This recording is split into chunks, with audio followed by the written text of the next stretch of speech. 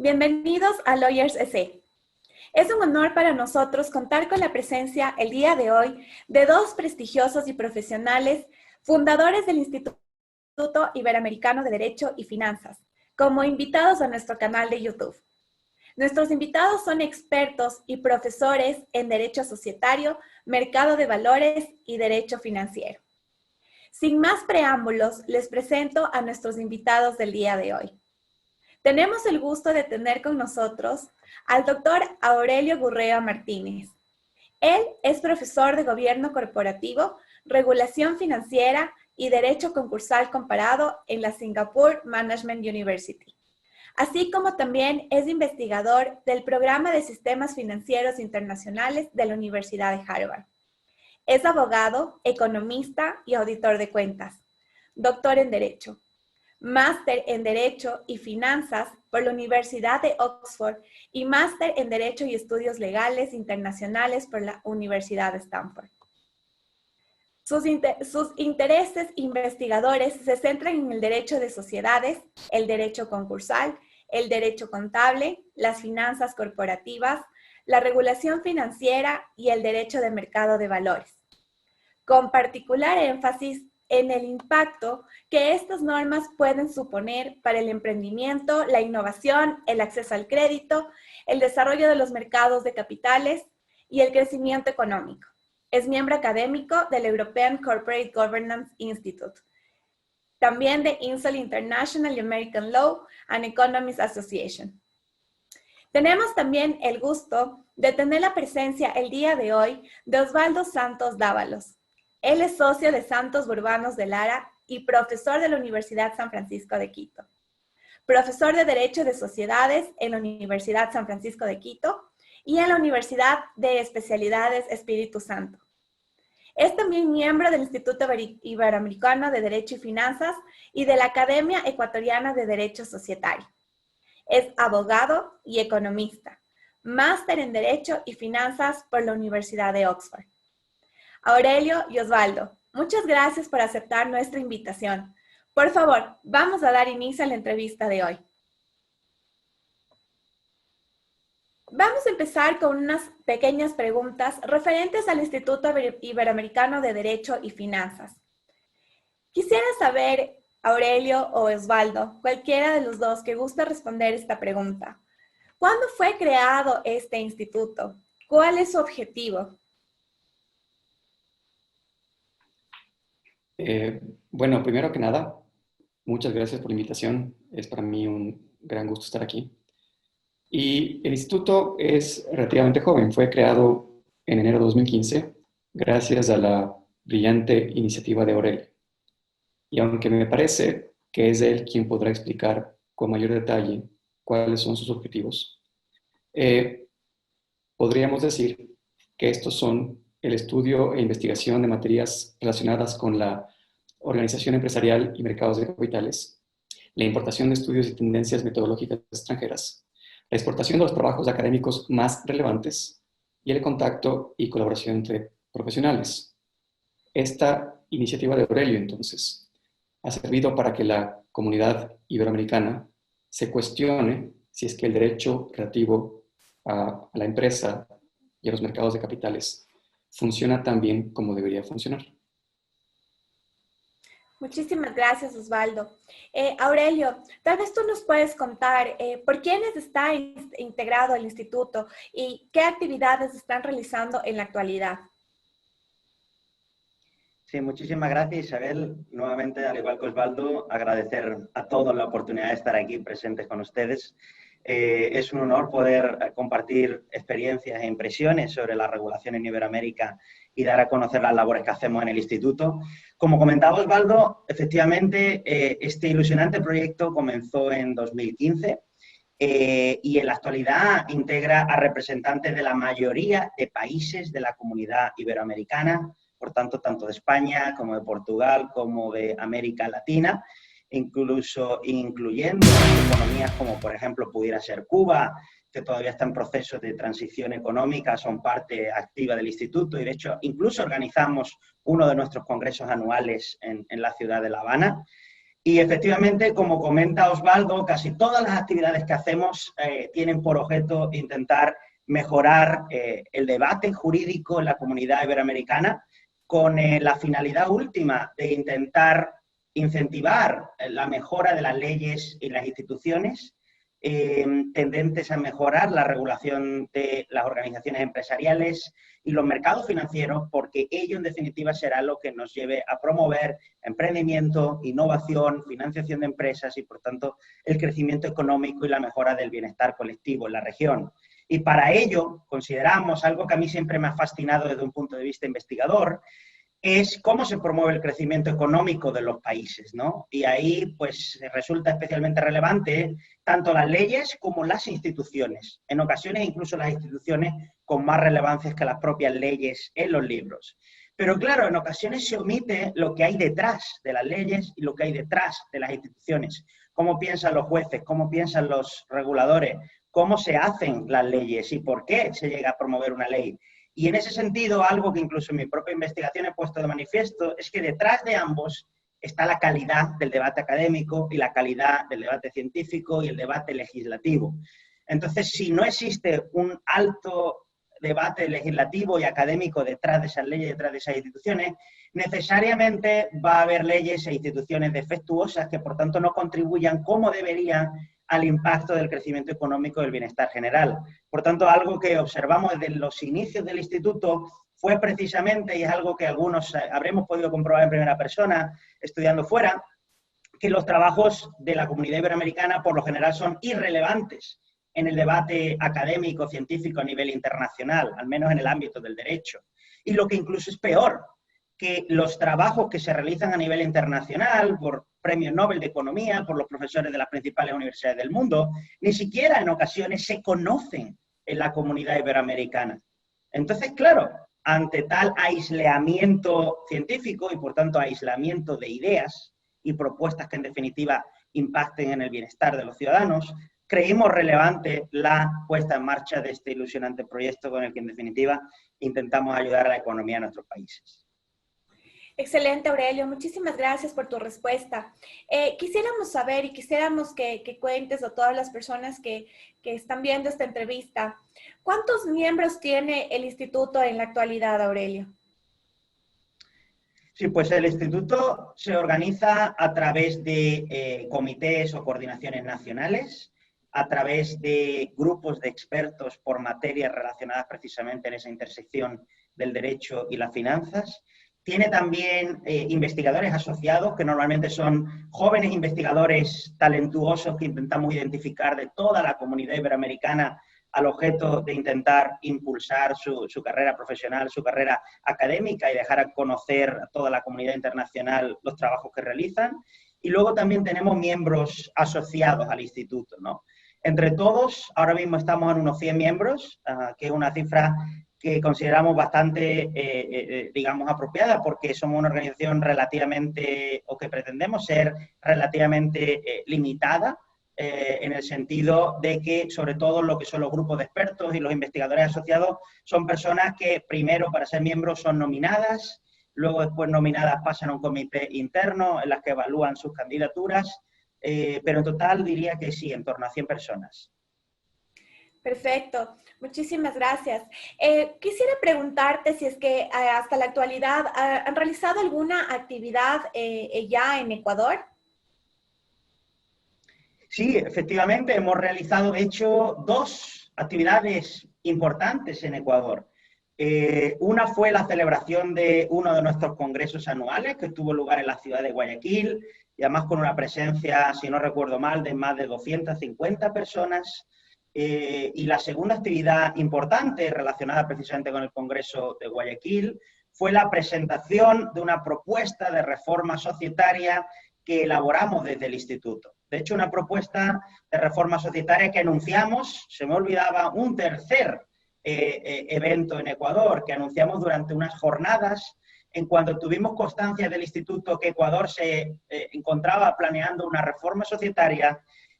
Nuestra, digamos, deber o nuestra misión fundacional del instituto, que es contribuir de alguna manera a promover esos debates y esas mejoras regulatorias, nos llevó a decir, bueno, pues si el gobierno de Ecuador está interesado en promover una reforma societaria, nuestra labor es intentar ayudar en lo máximo que podamos, al menos a la sugerencia de ideas, ¿no? Al brainstorming. Y ya que luego algunas de estas ideas pueden ser relevantes o no para el legislador ecuatoriano, fantástico. Si no, por lo menos habremos cometido nuestra función de servicio público, que es dar a conocer estas ideas. Y precisamente cuando nos enteramos de ello, organizamos una jornada de inmediato sobre tendencias actuales en materia societaria y una jornada en la que precisamente anunciamos la celebración del Congreso Anual en Ecuador, en la que dimos a conocer precisamente los trabajos de esta propuesta de reforma societaria que elaboramos precisamente para Ecuador. Excelente, Aurelio. Bueno, importante información y muchísimas gracias por el aporte que han realizado aquí en nuestro país. Sumamente importante todo lo que nos acabas de mencionar y muy valioso también para la academia dentro de nuestro país. Quisiera también preguntarte, hasta la presente fecha, Aurelio, ¿cuántas publicaciones y working papers se ha publicado o ha publicado, mejor dicho, el instituto hasta la actualidad? Sí, pues nosotros intentamos promover esta labor divulgativa y esta labor investigadora a través de una serie de iniciativas, ¿no? Que pueden ser desde la organización de congresos anuales, la coorganización de workshops o jornadas más específicas, la incluso traducción de libros a nivel internacional que creemos relevantes. Hemos seleccionado, por ejemplo, 2 libros en particular, el más importante a nivel en materia societaria que probablemente exista a nivel internacional, y el libro que igualmente existe a nivel internacional más importante en materia de regulación financiera.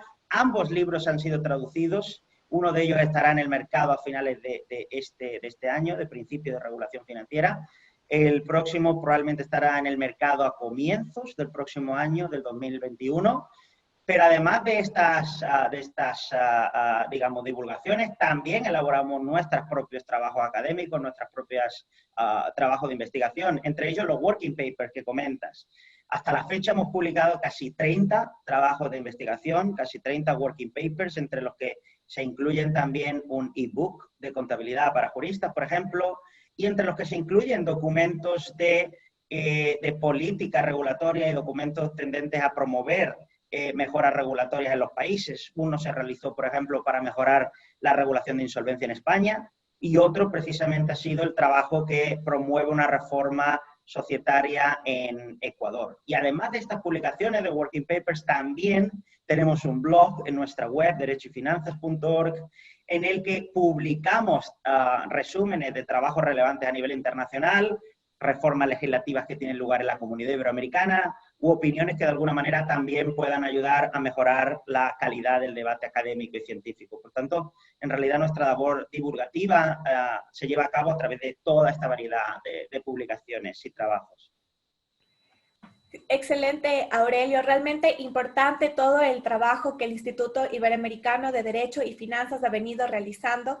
Realmente todo lo que nos acabas de contar en este momento es sumamente valioso y creo que es una fuente para la docencia y en general para todos aquellos profesionales que desean saber más sobre todos los temas que tienen a su disposición. Es una valiosa fuente de consulta. Ahora, bueno, quisiera pasar ya a otra parte. Me gustaría ya empezar a hablar contigo, Aurelio, y también contigo, Osvaldo, un poco más acerca del derecho de sociedades. Voy a empezar a realizar unas pequeñas preguntas acerca, por ejemplo, en este caso, Aurelio, me gustaría saber cómo puede contribuir el derecho de sociedades en la economía de un país. ¿Cuál es la importancia que tú ves allí dentro de tu experiencia? Sí, bueno, pues el derecho de sociedades es una pieza fundamental para el crecimiento económico de los países. Y es una pieza fundamental por varios motivos, ¿no? En primer lugar, porque las leyes societarias son las que dan a disposición de los operadores de uno de los mecanismos que ha sido los principales motores de la generación de riqueza, la generación de empleo y el crecimiento económico de los países. Y ese vehículo precisamente es la forma societaria. ¿A qué me refiero con forma societaria? Pues me refiero a sociedades anónimas, me refiero a sociedad por acciones simplificadas, me refiero a esos tipos de vehículos jurídicos cuyos atributos esenciales tienen una serie de características que los hacen especialmente hábiles para promover el emprendimiento, la innovación, el acceso a la financiación de empresas y el crecimiento económico de los países. A modo de ejemplo, la sociedad anónima o la sociedad por acciones simplificada, entre otras particularidades, tienen, por ejemplo, una limitación de responsabilidad de los socios. En otras palabras, las personas, los individuos que decidan ejercer una actividad empresarial a través de la forma jurídica societaria de sociedad anónima o sociedad por acciones simplificada, van a gozar de responsabilidad limitada. ¿Qué significa eso? Pues significará que habrá más personas incentivadas a ejercitar una actividad empresarial si saben que por el hecho de hacerlo, aunque las cosas vayan mal, no van a poder perder su hogar, su casa familiar, sus bienes personales, sino que va a ser unos bienes que va a tener la sociedad, las deudas van a ser exclusivamente de la sociedad y por tanto personas se van a ver más incentivadas a ejercitar estas actividades empresariales. Por tanto, el derecho de sociedades, la principal contribución o una de las primeras es poner a disposición de los operadores de estos vehículos idóneos para promover el emprendimiento, la financiación de empresas y la innovación. Pero en segundo lugar, las leyes societarias también procuran que el desarrollo de estas actividades empresariales a través de las formas jurídicas societarias se lleve a cabo en condiciones óptimas. ¿Y a qué me refiero por óptimas? Pues me refiero esencialmente a que estas formas societarias, entre otras cuestiones, deben gozar de un marco regulatorio adecuado que permita reducir los posibles conflictos que se generan entre las distintas partes involucradas en la sociedad. ¿Y quiénes son esas partes? Normalmente son administradores, son accionistas, son acreedores, son otros terceros. Entonces, claro, si las leyes societarias no contribuyen a minimizar esos problemas, a reducir esos problemas y, por ejemplo, permiten que unos administradores de la compañía gestionen el negocio de manera negligente o de manera oportunista para lucrarse ellos mismos a expensas de los accionistas, obviamente, si las leyes societarias no resuelven y de manera creíble ese problema, habrá menos accionistas dispuestos a crear una compañía y dejarla dirigirse por manos de terceros, y habrá muchos menos accionistas dispuestos a invertir en una compañía, a comprar acciones en una compañía. Por tanto, si no se resuelve ese problema, esa posible situación de oportunismo de los administradores frente a los accionistas, habrá muchas menos personas dispuestas a financiar compañías y a crear compañías. ¿Qué significa eso? Significará que habrá menos emprendimiento y significará que las compañías tendrán de menos financiación disponible con la que poder llevar a cabo proyectos de inversión con la que, en definitiva, generen riqueza, generen trabajo y generen crecimiento económico para el país. Por tanto, la función de las leyes societarias, la segunda, la primera es precisamente poner a dispuesta de los operadores de vehículos óptimos para la realización de actividades empresariales, pero la segunda es asegurar que esas actividades empresariales y que la puesta en funcionamiento de estos negocios a través de estos vehículos societarios se realiza intentando minimizar todas esas situaciones de conflicto que pueden surgir en el ámbito societario. De lo contrario, no se va a promover el emprendimiento deseado, no se va a promover la financiación de empresas y, por tanto, el derecho de sociedades no podrá cumplir su función esencial, que no es más que servir como un motor para la creación de empleo, la generación de riqueza y la promoción del crecimiento económico. Así es, Aurelio. Importantísima la contribución del derecho de sociedades completamente a la economía de un país. Osvaldo, quisiera preguntarte, dentro de tu experticia, conocimiento, ¿por qué consideras tú que es importante que Ecuador haya incorporado la figura de sociedades por acciones simplificadas? ¿No debería ser necesario contar con al menos 2 socios para poder constituir una sociedad? ¿Cuál es tu opinión al respecto? Bueno, la implementación de la sociedad por acciones simplificada, que es algo reciente en nuestro país, sin duda es una muy buena noticia. ¿Por qué? Porque supone romper con una tradición de regulación societaria que, al menos en mi opinión, merecía criticarse, merecía cuestionarse. Los objetivos que debe perseguir el derecho de sociedades son los que mencionó Aurelio. Esta rama del derecho debería buscar ayudar a las empresas a generar bienestar. Lo que ocurre en países como el nuestro, lamentablemente, es que la forma en la que nos aproximamos al derecho societario es un poquito diferente. vemos a las compañías con desconfianza y consideramos que la situación predeterminada debe ser aquella en que regulemos sus actividades. Lo que uno nota entonces al revisar la ley de compañías es que los tipos societarios contienen una inmensa cantidad de reglas imperativas. Es como que dieran reglas que los emprendedores, que los empresarios no pueden dejar de aplicar al momento de optar por una de las figuras que la ley consagra.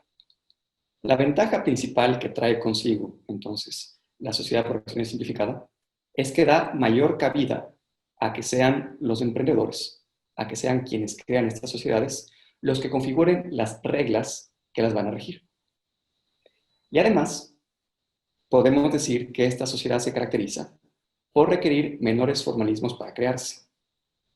Mientras que una compañía mercantil requiere, por ejemplo, de la solemnidad de escritura pública, una de las ventajas que tienen estas sociedades por acciones simplificadas es que pueden constituirse, en la mayor parte de casos, a través de un instrumento privado, lo que significa facilitar la posibilidad de instrumentar un emprendimiento a través de un vehículo jurídico regular que puede ofrecer todas las ventajas que Aurelio mencionó. Y con respecto a la segunda pregunta, acerca de si es que es o no necesario que una compañía sea un contrato. Pues efectivamente ese ha sido uno de los dogmas del derecho societario ecuatoriano. Se ha considerado que una compañía, que una sociedad, para ser tal, debe tener dos socios. Y lo que ocurre, si es que una compañía deja de tener dos socios, es que la ley incluso amenaza con disolverla. Pero cuando analizamos la función social que cumple una compañía, a la luz de lo que Aurelio ya comentó, vemos que en realidad esta no tiene por qué ser una necesidad. No debe haber algún obstáculo para que sea una sola persona la que, a través de un acto unilateral, decida crear una sociedad. Y es por eso que en ese respecto también las sociedades por acciones simplificadas representan un avance importante. Muchísimas gracias, Osvaldo. Entonces, desde tu opinión, ¿por qué considerarías tú que es importante que el derecho societario proteja a los socios minoritarios? ¿Y qué piensas tú que podría hacer el Ecuador para mejorar en ese aspecto?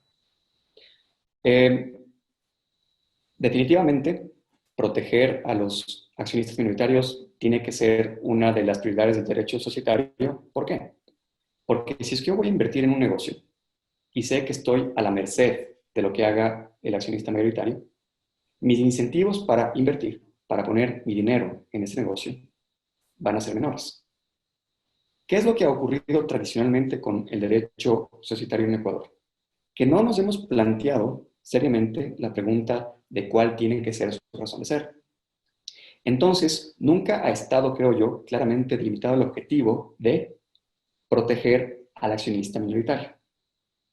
Eso ha traído como consecuencia que en nuestro país, lamentablemente, los resultados en este aspecto disten mucho de ser deseables. En nuestro país ocurre con frecuencia que accionistas con una participación minoritaria pueden verse gravemente afectados por lo que hacen sus accionistas mayoritarios. Y evidentemente eso trae repercusiones de distintas dimensiones, pero la principal es que estamos evitando que la sociedad cumpla su función de ser un vehículo para atraer distintos capitales, para realizar actividades productivas que no se realizarían en ausencia de este vehículo que es la sociedad. Ahora, es importante mencionar, sin embargo, que ha habido algunas iniciativas para mejorar esta situación. Por ejemplo, actualmente en la Asamblea se está tramitando un proyecto de ley para modernizar la ley de compañías, que al menos tiene la ventaja de que menciona que uno de los objetivos de esta normativa tendría que ser el proteger a los accionistas minoritarios. Creo que el camino que debemos recorrer es todavía muy largo, pero es sumamente ventajoso que al menos estemos conscientes de que ese es un problema que hay que atender. Perfecto, Osvaldo. En Ecuador también, como tú también lo has mencionado, hay cosas que suceden con frecuencia y dentro de esto es que las autoridades en la mayoría de los casos desconocen la responsabilidad limitada de los socios o de los accionistas. ¿Consideras tú que esto es deseable? ¿Por qué es importante respetar esa responsabilidad limitada en nuestra legislación? Sin duda, uno de los principales problemas que enfrenta el derecho societario en Ecuador es que creo que no estamos conscientes de la importancia que tiene respetar el principio de la responsabilidad limitada. Como mencionó Aurelio, las sociedades anónimas y la sociedad por acciones simplificadas son dos tipos de sociedades que garantizan la responsabilidad limitada para el accionista.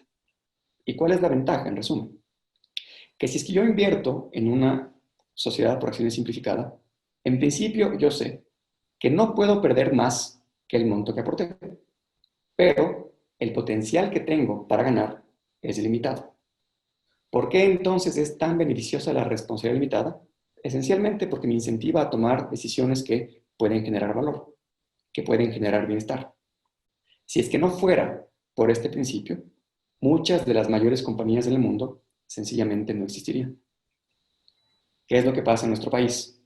En nuestro país, muchas veces no estamos conscientes de la importancia que tiene el no jugar con la responsabilidad limitada. Y esto se ve, en particular, en el caso de acreencias con el Estado. Sabemos todos entonces que la Ley Orgánica para la Defensa de los Derechos Laborales establecía que era posible cobrar las acreencias al Estado o a los trabajadores, llegando hasta el último nivel de propiedad, supuestamente en casos de fraude. Lo que ocurría en la práctica, y desafortunadamente todavía ocurre, es que cuando uno tenía una creencia con el Estado, por ejemplo, con el IES, podía ver su patrimonio personal en riesgo. Y ni siquiera en casos en los que había habido fraude por parte de un accionista, sino que esta era una regla predeterminada. Es lo que sucedía por regla general. Ha habido entonces hitos, ha habido acontecimientos que dan una luz, que dan esperanza. Por ejemplo, esta Ley Orgánica para la Defensa de los Derechos Laborales vio derogadas sus normas más polémicas hace no mucho. Y recientemente, la Corte Constitucional dictó una sentencia en la que decretó que no podía procederse al levantamiento del velo dentro de un proceso coactivo, que son sin duda avances, son reformas, son sentencias que van en la senda correcta, pero lo importante es que las autoridades no olviden que el de la responsabilidad limitada es uno de los principios cardinales del derecho de sociedades. De modo que si se la irrespeta, mi opinión es que no podemos tener mayores esperanzas de que el derecho societario cumpla las funciones por las que justifica su existencia.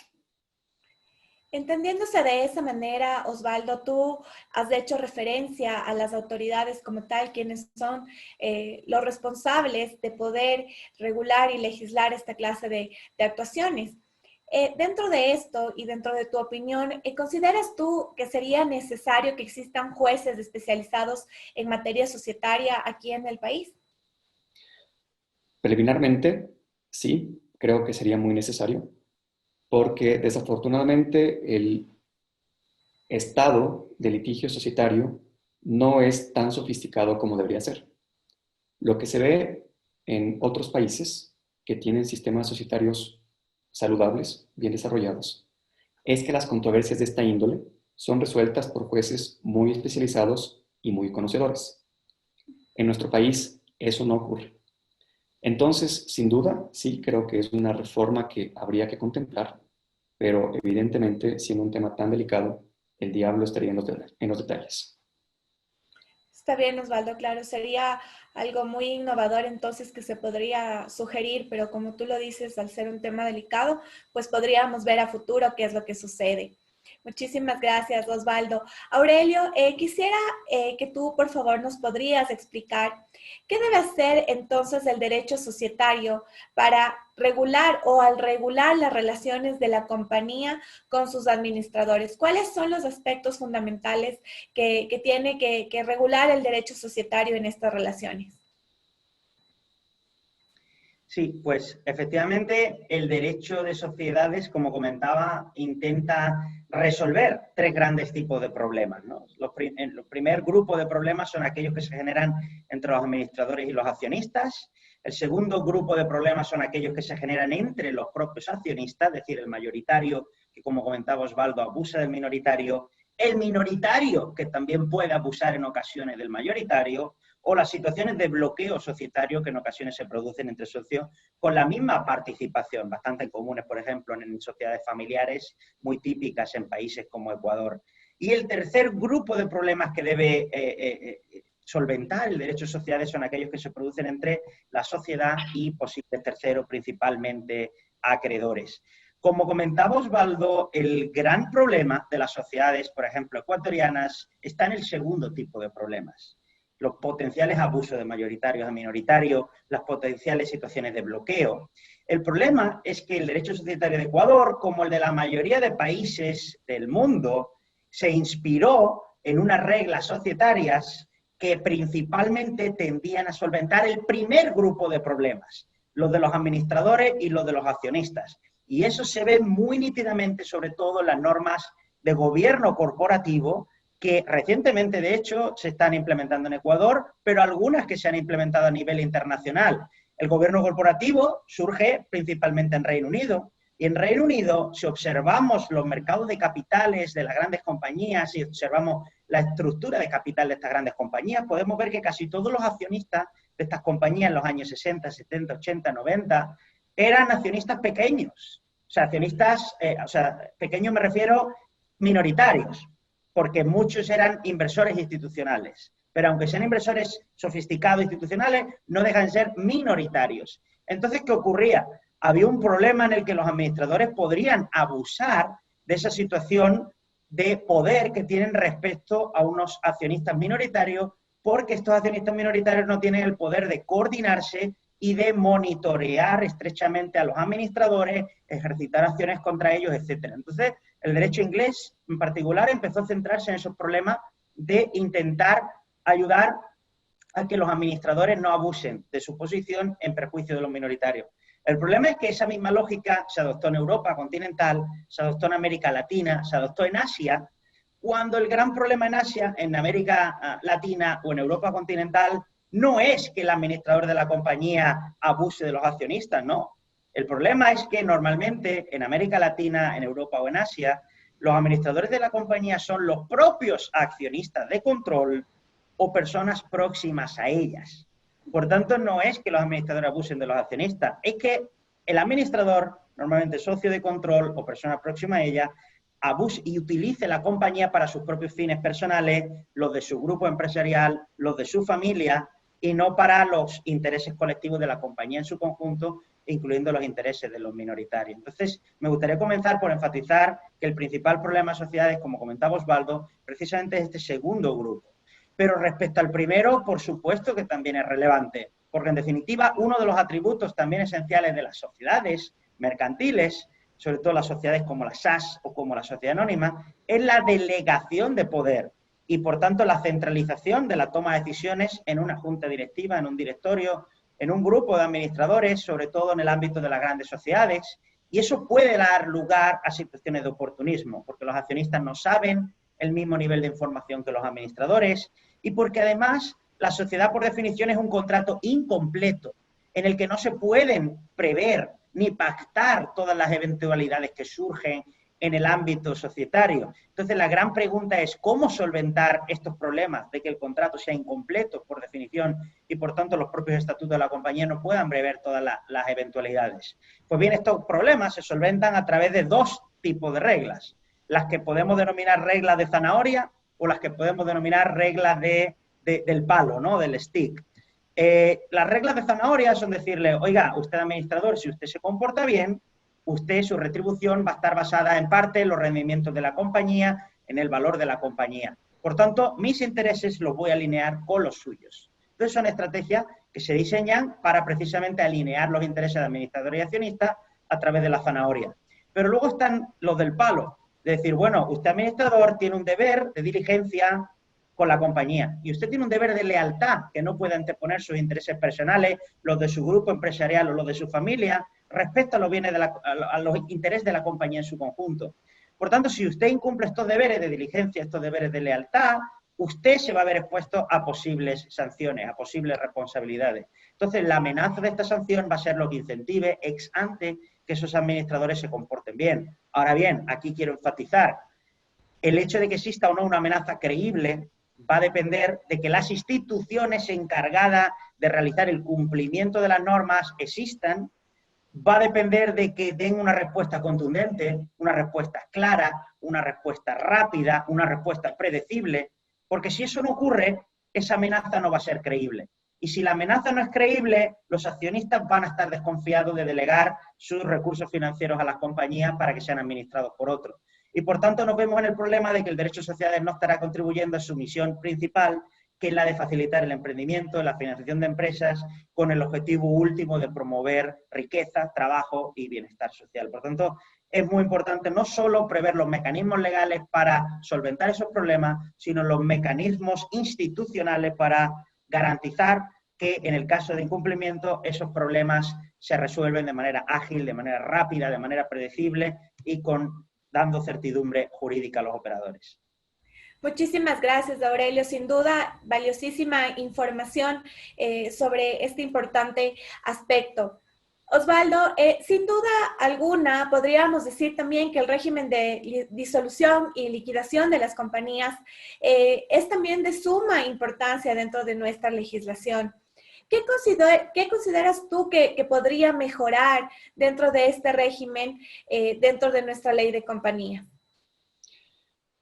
Bueno, en efecto, las normas sobre la disolución y la liquidación en nuestro país podrían funcionar mejor. Lo que ocurre en la práctica es que cuando uno crea una compañía mercantil, sabe que al momento de liquidarla, enfrenta una barrera de salida importante. Es decir, uno sabe que tendrá que dedicar mucho tiempo y muchos recursos a ponerle fin a la compañía.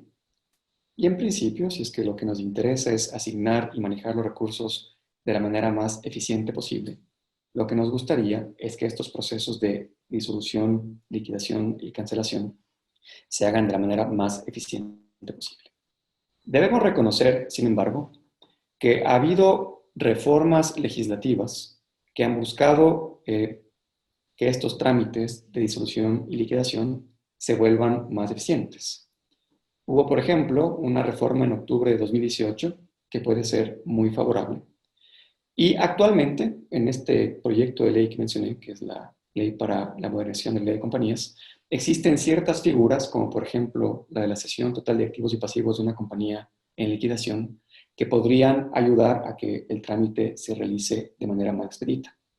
Pero yendo más allá, ¿qué es lo que me parece a mí que se debería hacer? No perder de vista que el objetivo de la liquidación esencialmente es asegurarse que la compañía no termine su existencia sin haber pagado sus pasivos en la medida en la que sus activos lo permitan. ¿Qué es lo que me parece a mí sucede con frecuencia en nuestro país? Sucede que nos mostramos reticentes a terminar con una compañía que no ha pagado todas sus deudas, porque consideramos injusto que haya acreedores que queden insatisfechos. Sin embargo, si es que no ha habido fraude por parte de los acreedores, si es que la insuficiencia patrimonial de la compañía obedece al riesgo empresarial que cualquier compañía enfrenta, me parece a mí entonces que no debería ser mal visto que la compañía llegue a su fin, incluso si es que eso trae como consecuencia el respetar de forma irrestricta el principio de la responsabilidad limitada, a la que me referí hace unos minutos. Y entonces pueda suceder que haya acreedores que queden insatisfechos a pesar de que la compañía llegue a su fin. Tomando en cuenta entonces ese objetivo, yo creo que lo que se tendría que hacer es hacer un análisis detenido, empírico, acerca de cuáles son los cuellos de botella dentro del trámite de liquidación para ver de qué forma pueden mejorar.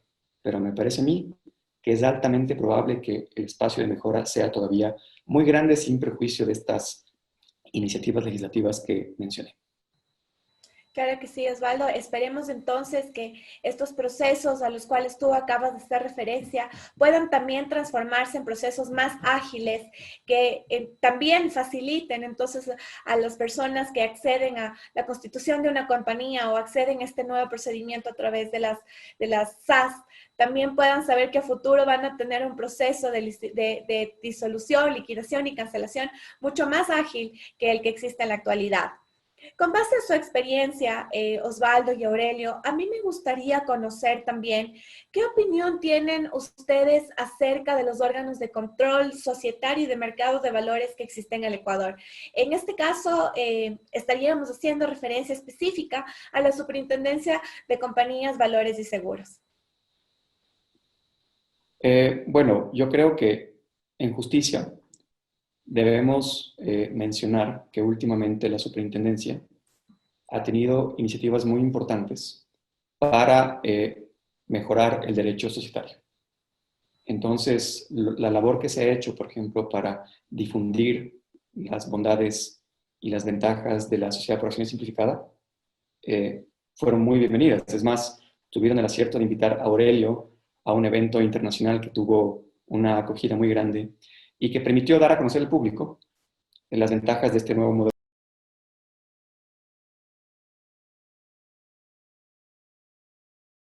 societario. ¿Cuál sería mi comentario? Me parece a mí que todavía es más lo que se podría hacer cuando se analiza todas las labores que realiza la superintendencia. Cualquier proceso, cualquier gestión, cualquier atribución que tenga la superintendencia siempre debe contrastarse con los objetivos del derecho societario que Aurelio mencionó al comenzar su intervención. Entonces, si es que una atribución cualquiera no puede justificarse a la luz de estos objetivos, debería desaparecer, debería reconfigurarse. Me parece a mí entonces que si bien estos esfuerzos han sido loables, son muy bienvenidos, deberíamos mantener esta misma iniciativa para reformar el derecho societario en su integridad para asegurarnos de que sea tan eficiente y tan óptimo como podría ser. Muchísimas gracias, Osvaldo. En cuanto a ti, Aurelio, ¿qué opinión te merece nuestro ente de control, como lo es la Superintendencia de Compañías, Valores y Seguros? Sí, pues a nivel de supervisión específicamente, Osvaldo es quien mejor conoce la situación, por tanto no me siento con la capacidad de opinar de manera exhaustiva sobre las labores de supervisión que realizan. Lo que sí me siento con la capacidad de opinarse es precisamente las labores que realizan a nivel de promover reformas legislativas y a la hora de promover la divulgación de esas ideas. Y precisamente en estos dos ámbitos creo que están haciendo una labor extraordinaria. Porque nuevamente, las leyes y las instituciones no se mejoran de la nada. Tiene que haber algo detrás. Entonces, yo llevo años abogando a que la academia, los investigadores, deberían ser, no por otra cosa, sino porque son quienes se dedican profesionalmente a la investigación, demasiado ya que los litigantes, demasiado que los notarios, demasiado que los jueces tienen ya bastante con su trabajo. Entonces, unas personas dedicadas profesionalmente a la investigación, ¿qué menos que intentar sembrar la semilla de lo que en última instancia pueda ser un cambio legislativo, ¿no? en la dirección correcta, ¿no? Por desgracia, eso no se está haciendo en la academia, en la comunidad iberoamericana. Siguen discutiéndose ideas como, por ejemplo, pudiera ser, no sé, la naturaleza jurídica del anatocismo o la naturaleza jurídica del cheque. Y entonces me parece un ejercicio intelectual interesante, pero la cuestión es, ¿de qué manera contribuye analizar la naturaleza jurídica del anatocismo a dar de comer a una familia? ¿De qué manera contribuye a analizar la naturaleza jurídica del cheque a generar empleo y a generar la financiación de empresas y a promover precisamente el desarrollo de los mercados de capitales o el crecimiento económico de un país? Entonces, como comentaba Osvaldo, es muy importante no hablar por hablar, no legislar por legislar, sino pensar qué es lo que queremos del derecho de sociedades, pensar qué es lo que queremos de la normativa financiera, del mercado de valores o legislación de insolvencia. Y por tanto pensar en cada una de las provisiones de la ley, cada uno del articulado, cada una de las herramientas, cada uno de los mecanismos, de las soluciones provistas por la normativa, de qué manera contribuye al bienestar general de los ciudadanos a través de las funciones asignadas al derecho de sociedades en este caso, ¿no? Y precisamente eso creo que en los últimos años al menos 2-3 años, creo que la superintendencia ha hecho una labor esencial, porque precisamente ha suplido en parte esa falta de discusión académica en Ecuador, pero no solo en Ecuador, yo diría en toda la comunidad latinoamericana y en España incluida, y precisamente de ahí surge el instituto, intentar mejorar la calidad de ese debate académico, ese debate científico, y no porque unos de las personas que integran el instituto sepan más que otras, ¿no? Sino son personas que meramente intentamos mirar al mundo. Intentamos ver qué ideas se discuten en China, qué ideas se discuten en Singapur, qué ideas se discuten en Estados Unidos, qué ideas se discuten en Reino Unido, en Alemania, en Italia. E intentamos coger lo mejor de esas ideas que pueda ser importado en nuestros países con las correspondientes adaptaciones. Por tanto, creemos que las ideas son universales. No hay distinciones de países de common law, países de civil law, países de Europa, países de Asia, no. Los problemas en ocasiones incluso son universales también. Pero las ideas, sobre todo, son universales. Por tanto, muchas ideas de las que se discuten a nivel internacional o de las que se escriben por académicos chinos, por académicos alemanes, por académicos estadounidenses, pueden ser y suelen ser en muchos casos relevantes para Ecuador, relevantes para España. Entonces, precisamente eso es lo que intentamos suplir, la carencia de esas ideas, y yo creo que la superintendencia ha hecho un trabajo extraordinario también ayudando precisamente a contribuir a mejorar la calidad del debate académico, la calidad del debate científico y, en última instancia, la calidad del debate legislativo en Ecuador. Muchísimas gracias, Aurelio, por tu opinión y esperamos que entonces siga la Superintendencia de Compañías, Valores y Seguros haciendo esta importante gestión, esta importante labor a la cual tú te acabas de referir.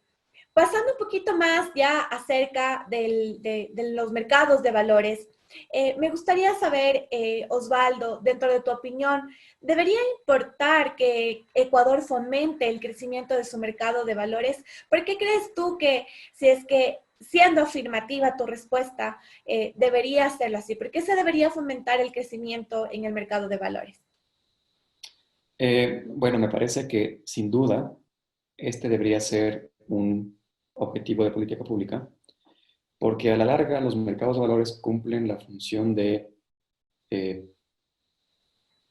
destinar exceso de ahorro de quienes tienen acceso a ahorro a quienes requieren de ese exceso de ahorro. Entonces, supongamos que hay algún emprendedor ecuatoriano que tiene una excelente idea y que quiere llevar a cabo. Para eso requiere financiamiento. En nuestro país, en la práctica, ¿de qué alternativas de financiamiento dispone? Usualmente, su alternativa será optar por un crédito bancario. Y los créditos en nuestro país, por distintas circunstancias, suelen ser supremamente onerosos, suelen ser muy costosos. Eso quiere decir entonces que son pocas las actividades que pueden generar los réditos necesarios como para cubrir el costo que usualmente representa la deuda en nuestro país.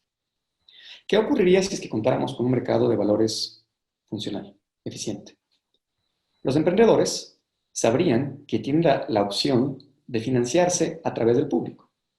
Es decir, podrían vender, por ejemplo, una parte de su negocio, el 20% de las acciones, y solicitar a cambio el dinero que requieran para crecer y expandirse. Entonces, por el lado de quienes requieren de financiamiento, puede ser sumamente útil en una economía como la nuestra, en donde las alternativas no son mayores. ¿Y por qué puede ser esto útil para los inversionistas ecuatorianos? Porque simplemente nos darían una alternativa más. Si uno quiere invertir en Ecuador, ¿de qué opciones dispone? Usualmente no son muchas. Usualmente los vehículos por los que suelen optar son los depósitos a plazo fijo que ofrecen las entidades financieras, que suelen ser también, vale decir, inversiones libres de riesgo. Pero ¿qué ocurriría si es que contáramos entonces con un mercado de valores que funcione adecuadamente?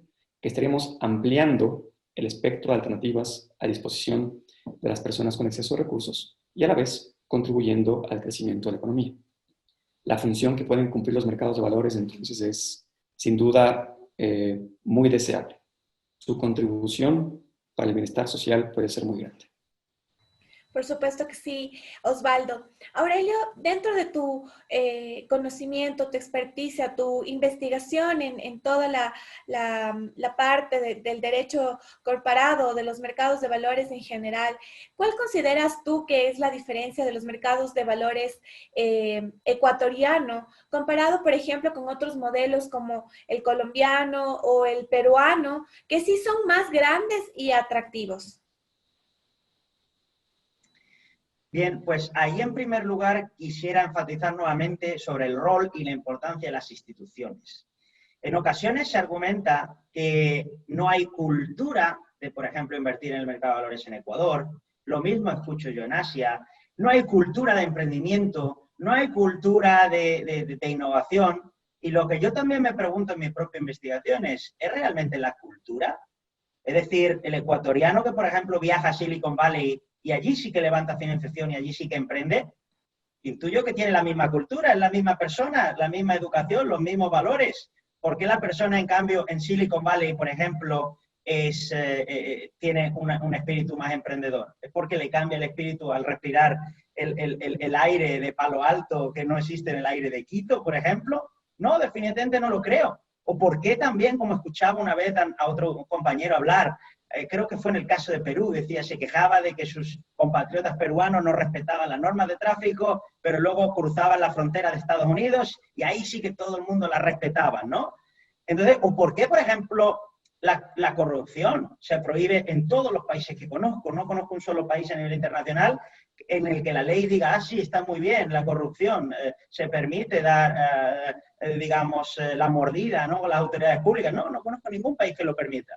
Entonces, ¿por qué encontramos más corrupción en determinados países que en otros? Y ahí nuevamente la respuesta creo que está en las instituciones. Y esto es algo que resaltó en un discurso el año pasado el presidente de la Corte Suprema de Singapur. Dijo precisamente Singapur hace 50, 60 años era un pequeño pueblo pesquero en el que el juez, el presidente de la Corte Suprema de Singapur resaltó que precisamente era un pueblo con muchísimos problemas de corrupción, muchísimos problemas incluso de droga. Hablaba de la policía incluso involucrada, conspirando también con los narcotraficantes y demás. ¿Y por qué ha cambiado radicalmente y el país a día de hoy probablemente tiene, creo que es el segundo o el tercero, el Producto Interior Bruto per cápita más alto del mundo y unos niveles de innovación que incluso este año ya vamos a poner a disposición taxis voladores sin conductor por inteligencia artificial y una serie de innovaciones que, por ejemplo, no se observan en otros países?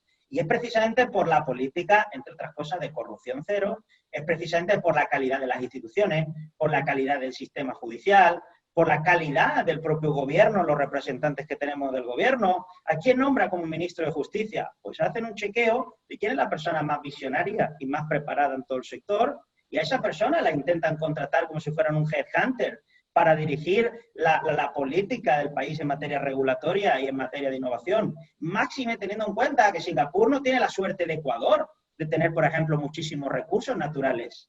Entonces es un país que continuamente tiene que estar pensando de qué manera ser atractivo a nivel regulatorio y a nivel de servicios. Entonces es un país que no tiene esa suerte y que siempre está reinventándose a sí mismo. Entonces quisiera empezar por resaltar el papel nuevamente de las instituciones y no tanto de la cultura en materia de inversión. Eso me lleva a que la respuesta para tu pregunta de por qué Ecuador no tiene el desarrollo de Colombia o no tiene el desarrollo de Estados Unidos, de Inglaterra, de Hong Kong o de Singapur, precisamente está en las instituciones, definidas ampliamente, tanto en las leyes en sí como en la forma en la que se hacen cumplir esas leyes, que son a través de los reguladores y a través del sistema judicial. Por tanto, como comentaba Osvaldo, los mercados de valores tienen una función esencial para la economía de un país. Por un lado, como comentaba él, permiten a las empresas tener acceso a unos recursos que no tendrían de otro modo, porque si no, solo acuden a la familia, que no van a tener los recursos o las ganas de prestarle al emprendedor, va a acudir al banco, que le va a cargar unas tasas de interés altísimas y muy poquito más, porque por desgracia ni siquiera se han fomentado como debieran otros mecanismos alternativos de financiación, como pudieran ser el crowdfunding, el venture capital y otros mecanismos cada vez más emergentes y utilizados, ¿no? Entonces, el mercado de valores cumple una función esencial en dar acceso a la financiación. Pero es que además de eso, el mercado de valores, si se desarrollara, los bancos, por ejemplo, se pondrían las pilas, si me permite la expresión, para ofrecer mejores servicios financieros. porque se crearía mayor competencia en el mercado de la financiación empresarial.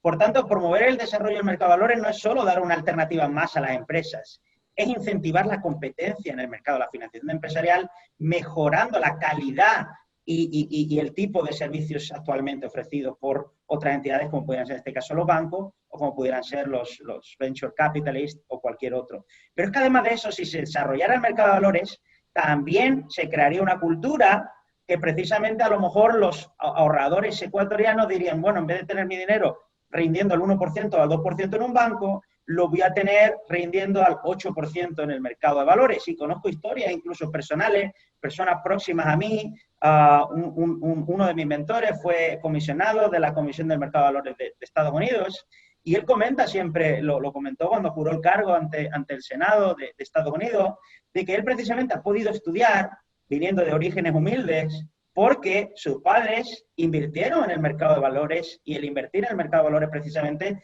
le pudo permitir tener unos rendimientos que en definitiva fue lo que les llevó a poder estudiar. Entonces es una persona muy agradecida con el mercado de valores, porque gracias a él, ciudadanos de a pie pues pueden incrementar su patrimonio. La clave está en cómo entonces incentivar ese desarrollo del mercado de valores y cómo incentivar que el ciudadano de a pie tenga incentivos a invertir en el mercado de valores. Y ahí básicamente lo que hay que hacer es mejorar las leyes y mejorar las instituciones. Porque la clave para el desarrollo del mercado de valores y del sistema financiero general se resume en una palabra, y es confianza. Ahora bien, ¿cómo se genera esa confianza? ¿Cómo se convence a un inversor ecuatoriano, a un ecuatoriano de a pie que está trabajando diariamente, que apenas llega a fin de mes y encima uno le propone invertir sus recursos en una compañía que no va a monitorear, que no va a controlar y de la que no sabe a lo mejor de finanzas como para poder monitorear lo que están haciendo los gestores con esos recursos? Pues eso se genera a través de la confianza que aportan las leyes y que aportan las instituciones.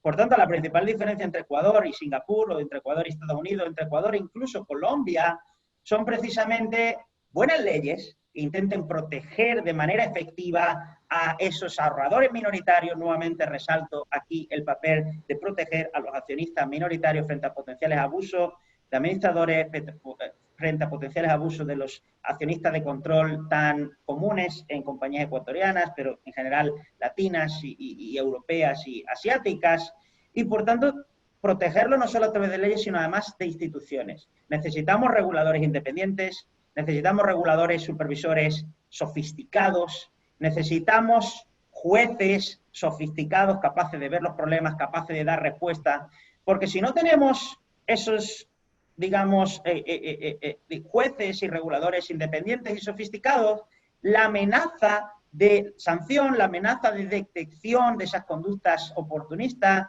no va a existir. Y si no va a existir, va a ser racional que el ecuatoriano de a pie no quiera invertir sus recursos en el mercado de valores. Por tanto, yo no creo que sea una cuestión cultural. ¿Es una cuestión cultural a día de hoy? Probablemente sí, pero ¿como consecuencia de qué? Del lastre de unas instituciones poco eficientes, poco eficaces y que no han conseguido crear esa confianza necesaria para potenciar el mercado. Por tanto, trabajemos en la confianza. Y la confianza, la mejor manera es a través de buenas leyes y a través de buen enforcement, de buen cumplimiento de esas leyes, que se consiga a través de buenos reguladores y buenos jueces. Excelente, Aurelio. Entonces podríamos resumir que específicamente lo que tú acabas de mencionar son 3 puntos, 3 pilares fundamentales: la confianza, los incentivos y las instituciones. Son 3 pilares entonces que tú acabas de mencionar en este momento, fundamentales para que el mercado de valores pueda llegar a crecer y que pudiera significar también el apoyo, el crecimiento dentro de estos 3 pilares, que en Ecuador empiece a funcionar este sistema al cual estamos haciendo referencia. Dentro de esto y adicionalmente de lo que acaba de mencionar Aurelio, Osvaldo, me gustaría conocer tu opinión. ¿Consideras tú que también los procesos burocráticos y también la normativa sancionadora que existe en la actualidad en el Ecuador afectan o han afectado el desarrollo del mercado de valores aquí en nuestro país? Bueno, la verdad es que yo no soy ni remotamente un experto en la normativa de mercado de valores ecuatoriano, pero definitivamente debe ser un factor. O sea, la ausencia de mecanismos institucionales adecuados o de reglas ambiguas que no den claridad a los inversionistas o de autoridades que puedan actuar de forma discrecional e inadecuada, indiscutiblemente deben constituir algunos de los factores por los que no se logra generar en los potenciales inversionistas la confianza que resulta tan necesaria como para que el mercado de valores despegue. No descarto entonces que haciendo una revisión exhaustiva sobre la idoneidad de nuestra regulación y de nuestras instituciones, concluiríamos que el panorama no es adecuado. Muchísimas gracias, Osvaldo, por tu opinión. Ahora, bueno, quisiera finalizar con un poquito de este tema que también nos atrae el día de hoy, y es la insolvencia empresarial, que es algo importante también dentro de nuestra sociedad, dentro de nuestra cultura societaria, el hecho de que podamos conocer desde su experiencia, su experticia, su investigación dentro de esta área. Me gustaría saber entonces, Aurelio, ¿por qué consideras tú que es importante contar con una normativa adecuada relacionada con la insolvencia empresarial? Bueno, yo creo que el derecho concursal, el derecho que regula la insolvencia empresarial, ha sido el patito feo en ocasiones de los estudios de derecho empresarial, porque por desgracia se ha estudiado el derecho concursal como un derecho cuasi procesal que tiende a lidiar con la liquidación de compañías ya medio muertas, ¿no? Entonces, de por sí no se ha vendido de manera muy poco atractiva.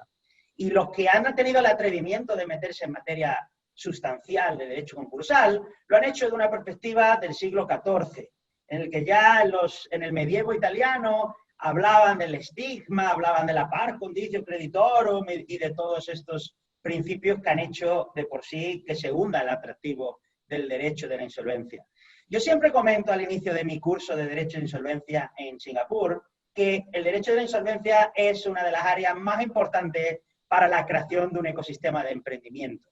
Por tanto, el derecho de insolvencia no es tanto un derecho procesal, aburrido, que lidia con empresas en crisis, sino el derecho concursal va sobre emprendimiento y va sobre innovación y va sobre financiación de empresas, que es lo que precisamente estamos hablando hoy aquí en este debate y que es precisamente lo que queremos para promover el crecimiento económico y la mejora del bienestar de los ciudadanos. Y ahora bien uno se pregunta, bueno, ¿qué tiene que ver la regulación de insolvencia con el emprendimiento si precisamente parece lo contrario?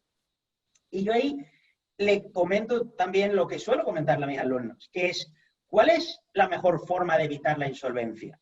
Yo le doy a mis alumnos 3 ingredientes perfectos para que nunca devengan insolventes, o por lo menos minimicen el riesgo de devenir insolventes. El primero, jamás se decidan a emprender. Nunca emprendan. Si usted no emprende un negocio, si usted no emprende una actividad empresarial, pues su actividad obviamente no va a devenir insolvente. Entonces, ingrediente 1, no emprendimiento.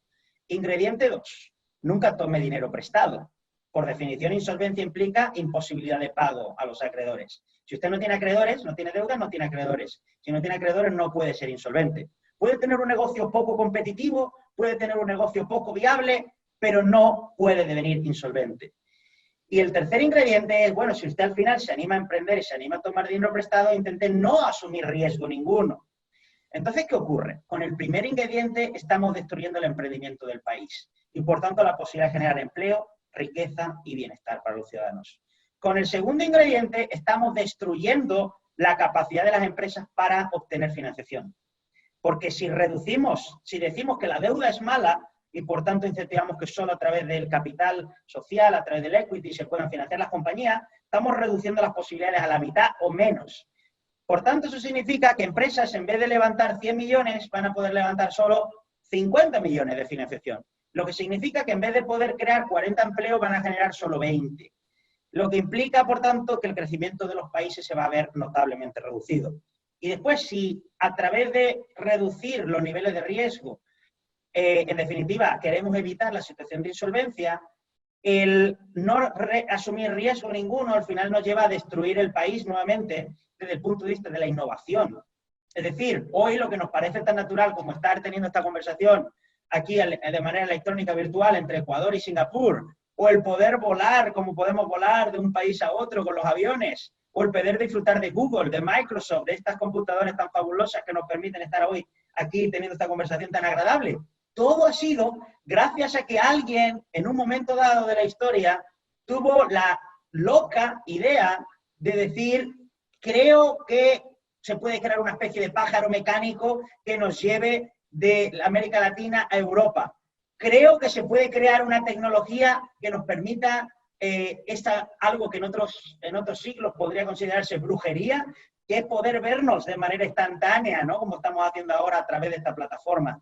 Por tanto, la asunción de riesgo es lo que lleva a la innovación y a lo que lleva a los progresos económicos y sociales. Por tanto, hay que intentar evitar esa imagen mala de la insolvencia. Eso por un lado. Segundo, también insisto a los estudiantes de que el derecho de la insolvencia afecta más a empresas solventes que insolventes.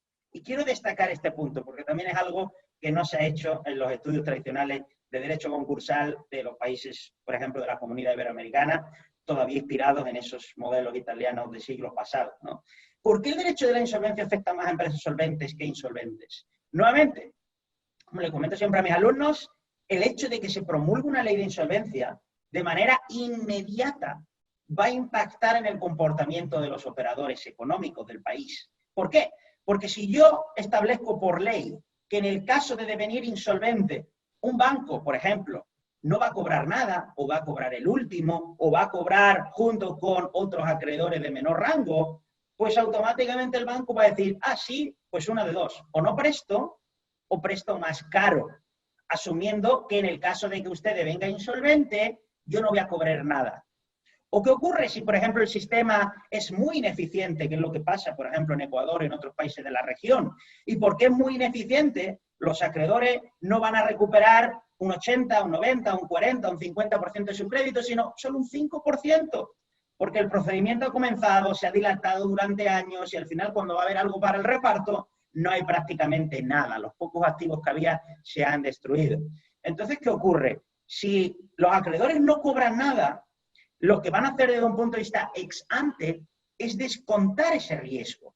Por tanto, aunque no haya eventualmente una situación de insolvencia, ya el derecho de la insolvencia está dañando a la economía. Porque precisamente al ser poco atractivo, al ser poco eficiente, al castigar a los acreedores, ya todos los financiadores del país me están incrementando el coste del crédito y por tanto personas no van a poder llegar a cumplir sus sueños, personas no van a poder llegar a tener una vivienda, personas no van a poder llegar a tener educación y personas no van a poder tener los recursos suficientes para llevar a cabo actividades de inversión, actividades empresariales que en última instancia generen desarrollo económico. Por tanto, el derecho concursal puede afectar más a empresas solventes que insolventes. Y esto se ve no solo desde el punto de vista de los acreedores, sino también desde el punto de vista de los deudores. El cómo se diseñe la normativa de insolvencia va a afectar de manera inexorable también al modo en el que los deudores toman decisiones. Nuevamente, algo que se me ha dicho en Asia, se me ha dicho en América Latina, es, no, es que en Asia o en América Latina somos muy aversos al riesgo. La cultura no es del emprendimiento de Silicon Valley. La cultura de innovación que existe en otros países no la tenemos. La cultura de reorganizarnos en caso de insolvencia no la tenemos. Y yo digo siempre lo mismo, no es la cultura, son las instituciones ampliamente entendidas. Porque el ecuatoriano que va a Silicon Valley bien que lo hace. Y el chino que va a Silicon Valley también bien que es emprendedor. Pero luego en China son aversos al riesgo. ¿Pero por qué son aversos al riesgo? Porque en China ahora mismo está cambiando las cosas, pero hasta hace muy poco, si uno devenía insolvente, no solo no se podía liberar de sus deudas, las personas individuales, sino que incluso podía acabar en la cárcel o los propios deudores se ven privados incluso de libertad. A día de hoy, si una persona deviene insolvente en China, se ve privado, por ejemplo, de poder sacar un tiquete de avión al extranjero, de hacer una serie de reservas de hoteles, etcétera, en el extranjero. En el Oriente Medio todavía sigue ocurriendo pena de cárcel en algunos sitios por devenir insolvente. En España no son penas de cárcel, pero casi. En España, al final, una persona que devenga insolvente va a estar expuesta a multitud de sanciones civiles, inhabilitaciones, responsabilidad por daño, posible responsabilidad por las deudas insatisfechas de la compañía, incluso un etiquetado todavía de deudor como culpable, incluso aunque se pruebe que la insolvencia en algunos casos ha sido originada por hechos fortuitos. Por tanto, en ocasiones se dice que España es un ejemplo de uno de los países con menores tasas de procedimientos de insolvencia por número de empresas a nivel mundial, de entre los países que hay un registro.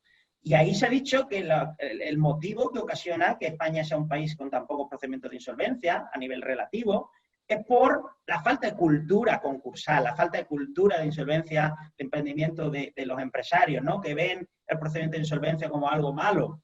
Por supuesto que ven algo malo, pero porque es algo malo. Por tanto, el sistema es muy poco atractivo. Si a uno le dice, oiga, venga usted, que lo voy a crucificar aquí bajo este régimen de insolvencia, pues obviamente eso no se hace atractivo para nadie. Si uno mira qué ocurre en Silicon Valley, qué ocurre en Estados Unidos, no existen esos sistemas de disqualification, esos sistemas de inhabilitación, esos sistemas de responsabilidad, esos sistemas de ir a la cárcel. En Estados Unidos, si uno comete un delito, inmediatamente va a la cárcel. Pero si no hay delito, no hay fraude, no le ocurre absolutamente nada por devenir insolvente. Eso, por desgracia, no ocurre en nuestros países. Por tanto, si en Asia, si en América Latina seguimos castigando a los deudores insolventes, pues obviamente van a responder ex ante con los 3 ingredientes que les he dicho. Emprender menos, menos deuda y menos riesgos. Y eso va a dañar el emprendimiento, va a dañar la financiación de empresas, va a dañar la innovación y va a dañar el crecimiento económico de los países. Y además no solo eso, sino que si por algún casual lleva a cabo la actividad empresarial, lleva a cabo la asunción de deuda y de riesgos, pero deviene insolvente, lo que va a hacer el deudor, que es lo que entiendo que hacen en Ecuador, que hacen en España y hacen en otros países con sistemas concursales poco atractivos, es evitar a toda costa entrar en un procedimiento de insolvencia. Y eso, en ocasiones, puede motivar el evitar a toda costa el procedimiento de insolvencia, que al final compañías viables que podrían ser reorganizadas para beneficio de la comunidad en su conjunto, acaben siendo liquidadas, porque lo que va a ocurrir es que el acreedor sofisticado, bien asesorado y de recursos, va a ejecutar sus garantías fuera del procedimiento concursal, va a destruir el potencial valor de conjunto que pueda tener esa compañía, y esa compañía se va a ver destruida con sus puestos de trabajo y en perjuicio también de todos los acreedores de la compañía en su conjunto. Por tanto, olvidémonos de ese problema cultural que, al menos en mi opinión, ha sido creado o por lo menos incrementado por lo que en realidad son unas malas leyes y unas malas instituciones. Por tanto, como paso esencial para la mejora del emprendimiento y del crecimiento económico en los países, creo que es fundamental diseñar un sistema de insolvencia que sea atractivo, que sea eficiente, y para ello, y ojo, no quiero llevar a confusiones, no me refiero a copiar y pegar las leyes de Estados Unidos, que es lo que hacen muchos países, no, porque Ecuador, al igual que Singapur y al igual que otros países, tienen particularidades jurídicas, económicas e institucionales. Entonces, lo que se trata es, nuevamente, de lo que intentamos en la modesta medida que podemos hacer desde el Instituto, que es ver el mundo, ver el globo terráqueo en su conjunto, y de dónde podemos picar una idea, por dónde podemos picar otra, que luego, adaptada a las particularidades jurídicas, económicas, institucionales de cada país, sean las que nos permita mejorar el atractivo y eficiencia de la ley y de las instituciones.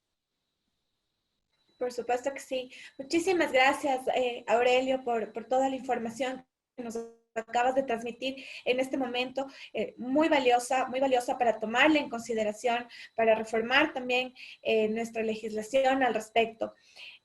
Osvaldo, me gustaría saber qué opinión te da a ti esta figura de concordato emergente que se ha introducido a través de la Ley Orgánica de Apoyo Humanitario aprobada aquí en nuestro país con motivo de la pandemia que nos afectó a nivel mundial a todos. Es una figura interesante. Lo que busca es llevar a cabo un proceso de reestructuración abreviado, pero no estoy seguro de que vaya a ser tan eficaz como se espera, porque a la larga el problema que enfrenta el derecho a la insolvencia en Ecuador es un problema cultural muy profundo. Sucede lo que Aurelio mencionó. Existe un estigma a la insolvencia empresarial que es tan asombrosamente grande que quien puede evitar en principio el concordato, quien puede evitar en principio el concurso de acreedores, lo va a hacer. Y me gustaría explicarlo con un ejemplo que creo que va en la línea de lo que Aurelio mencionó. Me enteré del caso de una persona, una pareja, y él tuvo problemas económicos por alguna razón, y eso llevó a que caiga en la central de riesgos. Su esposa, que es una persona muy inteligente y muy responsable, entonces buscó alternativas, buscó qué podía hacer para intentar mejorar la situación de su familia. Y consiguió un puesto bien remunerado en el sector público. Sin embargo, no pudo comenzar a trabajar. ¿Por qué? Porque por el hecho de que su esposo ya estaba en central de riesgos, ella tenía prohibido ocupar cargos públicos. ¿Qué quiere decir eso? Que entonces cualquier persona medianamente racional que conozca cómo funcionan las instituciones del país va a evitar a toda costa el verse en esta situación. Para cambiar, entonces, para hacer atractiva la figura del concordato que prevé la ley de apoyo humanitario, para fomentar la aplicación de la ley de concurso preventivo y en general para hacer más eficiente el sistema de reestructuración empresarial, lo primero que tendría que hacerse es cambiar la visión de la insolvencia y el tratamiento que se da al insolvente. Por eso me parece a mí que si bien esta iniciativa es interesante, me parece que no va a conseguir ni remotamente todos los beneficios que podría si es que se hiciera este cambio cultural que resulta tan necesario por las razones que Aurelia mencionó. Por supuesto que sí, Osvaldo, lo que tú has mencionado sobre este aspecto es fundamental. Realmente nosotros dentro de nuestro país hemos estigmatizado la figura de la insolvencia, viéndola así como el peor de los escenarios y realmente el más perjudicial, en el cual no solo una compañía, sino una persona natural, no solo una persona jurídica, sino también una persona natural podría verse involucrada. Yo les quiero agradecer muchísimo de parte de Lawyers EC el haber compartido con nosotros esta valiosa y muy importante entrevista. De seguro toda la información que a través de sus conocimientos y de toda su experiencia que ha sido compartida en esta noche será de valioso aporte para todos quienes puedan acceder y puedan ver esta entrevista. Les quiero agradecer muchísimo a Aurelio, le quiero agradecer muchísimo también a ti, Osvaldo, por toda la información, por haber respondido a todas nuestras preguntas, por haber aceptado nuestra invitación y esperamos que en una ocasión futura podamos volver a compartir con ustedes un valioso momento para poder seguir escuchando todas sus opiniones y todos sus conocimientos para que también todas las personas que ven esta entrevista también se vean enterados sobre todos estos valiosos e importantísimos asuntos. Les quiero agradecer muchísimo y deseo verlos nuevamente en otra futura entrevista. Muchísimas gracias, Aurelio. Muchísimas gracias, Osvaldo. Gracias por la invitación. Fue un gusto. Muchísimas gracias. Un placer. Nos vemos pronto. Gracias a ustedes. Que tengan un excelente día.